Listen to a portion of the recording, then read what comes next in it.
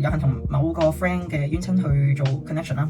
其實係佢找到我上門嘅啫，係啦，即係我係諗住幫我 friend 啦。但係咧，點解佢哋會嚟揾我咧？其實就因為我做嫁娘啦。咁我諗住幫我 friend 去令到佢解咗佢身邊嘅冤親。咁但係咧，其實咧佢哋咧係唔會咁輕易咧想俾我哋呢啲人類咧去做啲嘢咧去解走咗佢哋嘅。點解咧？你諗下，假設我差你錢啦，係啦，咁咧我依家仲收緊息嘅。如果你解咗我咧，我息都冇得收，咁係咪唔和味啊條數？咁但係咧，我每日喺度繼續搞鳩你啦，跟住然之後咧，每日繼續收息啦。咁咧，其實我身為你嘅冤親咧，我咁憎你咧係幾開心嘅。所以點解咧？其實你一般嘅冤親債主咧都唔希望咧你有呢個能力咧去做到啲法事咧去解走咗佢嘅。咁咧，所以咧就會導致咧我哋呢啲想幫你哋嘅人啦，同埋幫朋友仔嘅人啦，都會比較懶啦。因為咧，如果個事主咧自己都唔肯面對嘅話咧，咁其實咧我哋咧都好難咧令到啲朋友仔去幫手，唔好咁多阻礙，去令到大家咧可以攞到呢個基本包嘅。